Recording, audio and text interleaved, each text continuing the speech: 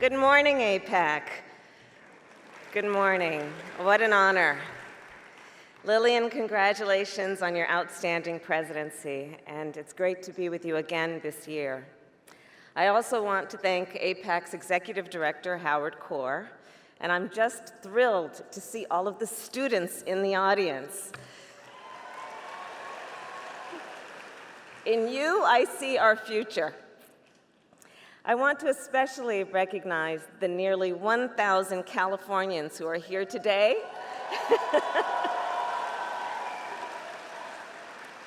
And of course, including my dear friends and AIPAC board members, Anita Friedman and Sissy Swig and Amy Friedkin. And I'm proud to say and be that among the many voices represented here, the California delegation is the largest and hopefully the loudest. There you go. So having grown up in the Bay Area, I fondly remember those Jewish National Fund boxes that we would use to collect donations to plant trees for Israel. Years later, when I visited Israel for the first time, I saw the fruits of that effort and the Israeli ingenuity that has truly made a desert bloom. I soaked in the sights and sounds and smells of Jerusalem.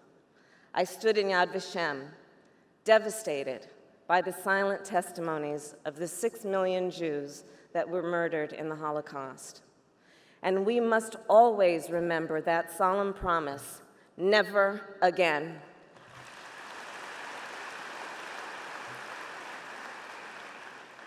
And I did what I often do when visiting a new country. I visited the highest court in the land. And as I toured Israel's Supreme Court, I was struck by the iconic architecture, which embodies Israel's founding principles of democracy and rule of law. The design of that building left a lasting impression on me. Its straight lines, which represent the immutable nature of truth, while the curved walls and glass represent the fluid nature of tzedek, of justice. And this is a concept that is personal for me, because it's that same commitment to justice for the voiceless and the vulnerable that led my parents as students to march for civil rights in the 1960s while pushing me in a stroller. And it's why I became a prosecutor and personally prosecuted everything from low-level offenses to homicides. It's why I became San Francisco District Attorney and was later elected Attorney General of California, where I took on, transnational gangs, cyber criminals, and mortgage fraud. And that commitment to justice is why I ran to become a United States Senator from the great state of California. The point being to continue that fight. And a critical piece of my agenda is the fight to defend and strengthen our national security.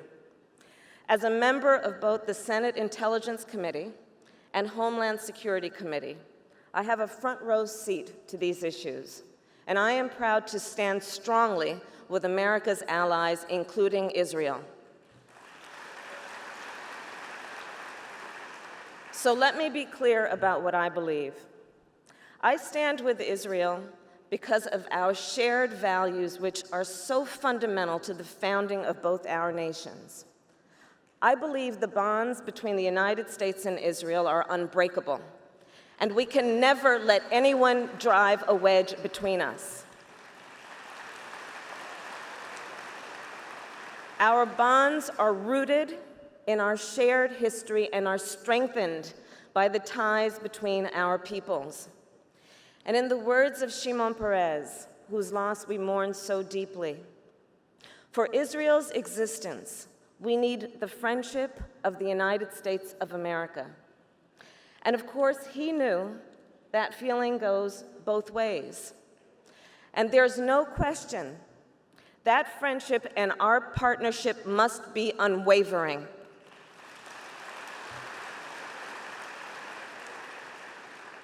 And I believe that Israel must be, the teleprompter has stopped, and now I'm going to catch it back up. There we are.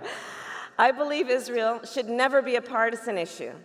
And as long as I'm a United States Senator, I will do everything in my power to ensure broad and bipartisan support for Israel's security and right to self-defense.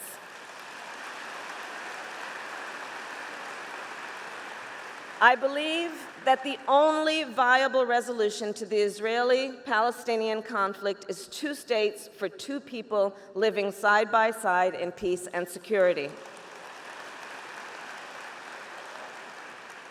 I believe that a resolution to this conflict cannot be imposed. It must be agreed upon by the parties themselves.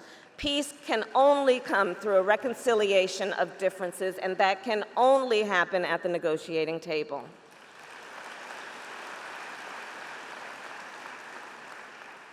I believe that when any organization delegitimizes Israel, we must stand up and speak out for Israel to be treated equally. And that is why the first resolution I co-sponsored as a United States Senator was to combat anti-Israel bias at the United Nations and reaffirm that the United States seeks a just, secure, and sustainable two-state solution.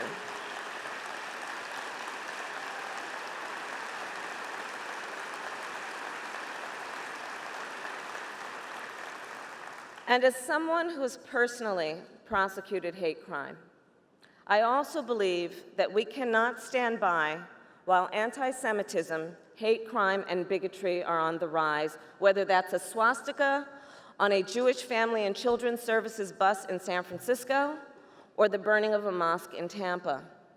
That's why I am pleased to announce, for the first time here at AIPAC, that I'm introducing a Senate resolution that condemns targeting of Jews as well as any form of religious bias, racism, misogyny, or other hateful acts targeting minorities across the United States.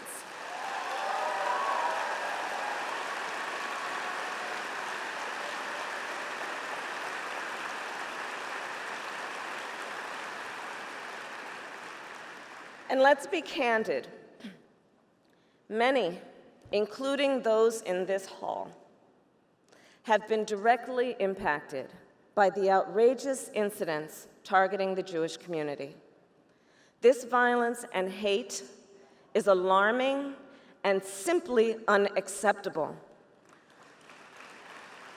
No one should have to worry about their children's safety when they drop them off at the JCC. No one should have to be afraid to put a menorah in their front window or on their front lawn. And no one should ever have to fear that the grave of a loved one might be desecrated because of their faith. So my resolution calls on law enforcement to expedite investigations of hate crime and hold perpetrators accountable. My resolution calls on law enforcement to fully report hate crime statistics. And my resolution calls on the administration to support victims and fund security at places of worship and other institutions that have been targeted, of any faith.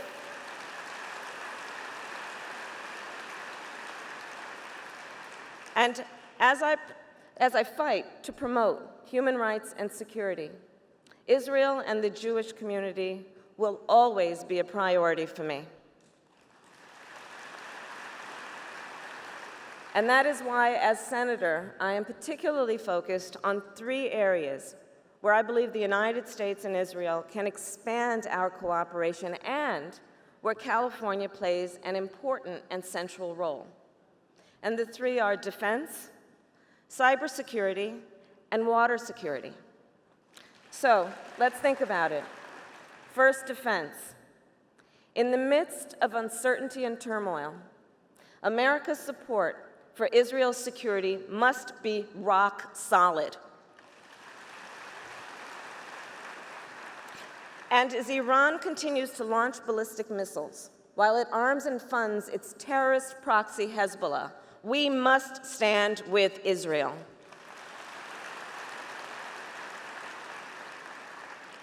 As Hamas maintains its control of Gaza and fires rockets across Israel's southern border, we must stand with Israel. And as ISIS and civil war in Syria destabilize the region, displacing millions and threatening shared security interests, we must support all those affected by ongoing violence and terror, and we must stand with Israel.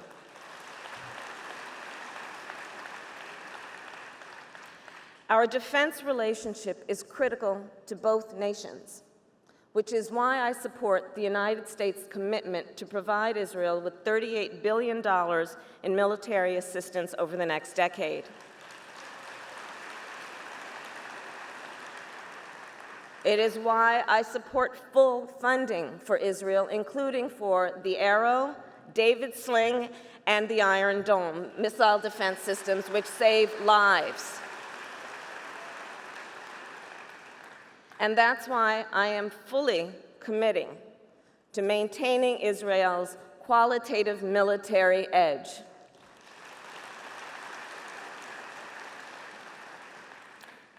At the same time, the United States must never permit Iran to develop a nuclear weapon.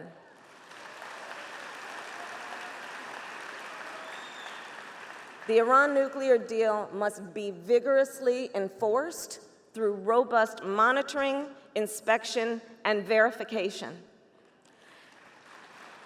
And if Iran cheats, there's no question, Iran must be held accountable. And so as Iran inserts itself in Syria, including through the deployment of advanced military equipment and missiles that threaten Israel, we must not tolerate Iran fanning the flames of instability and violence in the region. In addition, Russia's explicit support for these actions is a direct threat to American interests, and it makes Israel less secure. So I say, the Trump administration must be crystal clear with Putin. Russia must stop its support of Iran. This is a threat to the United States, and it is a threat to Israel.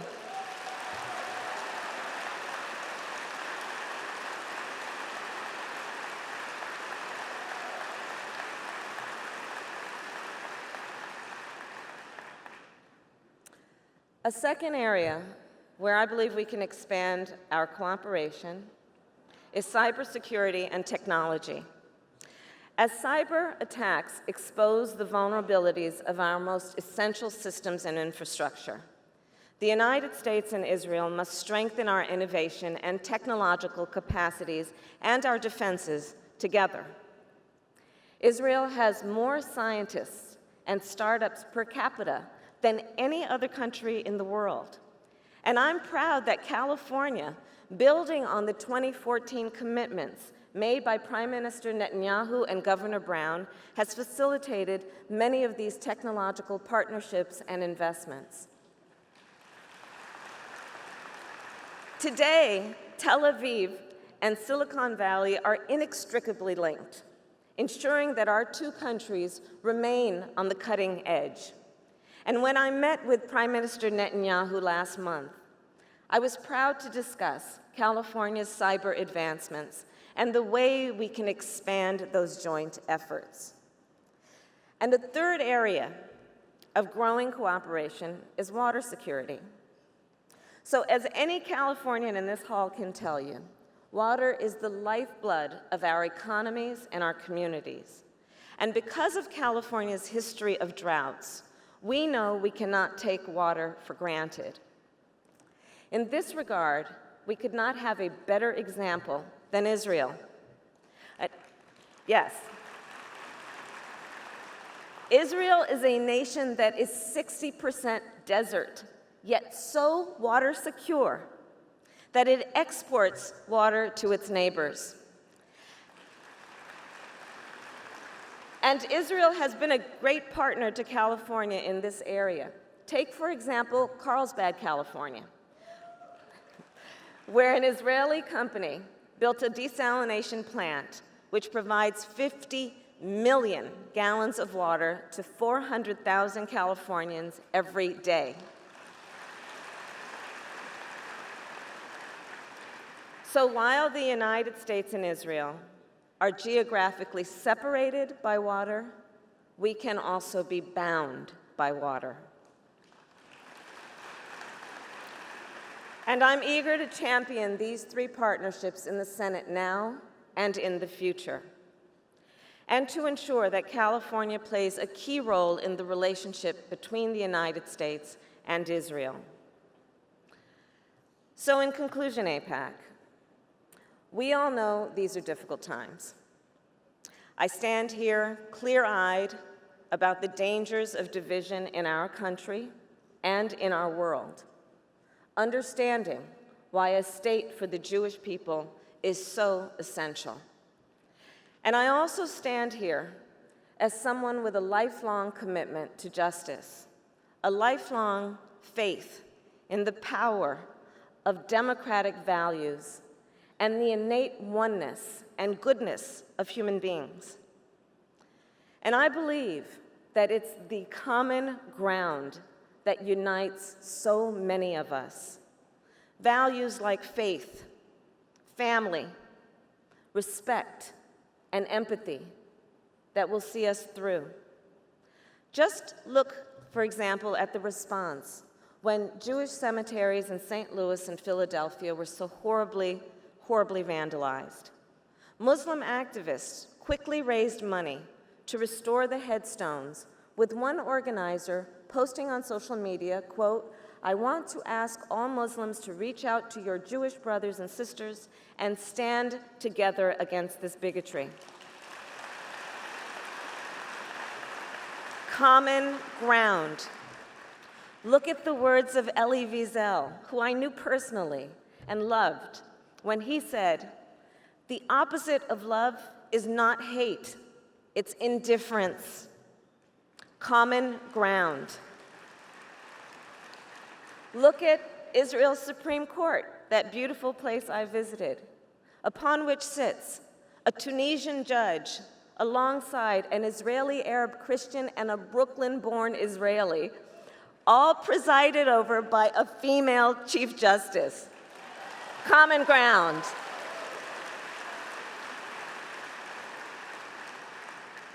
Or look at my own life, where a daughter of a South Asian mother and a Jamaican father concluded her own interfaith wedding with her husband, breaking a glass and everyone yelling Mazel Tov.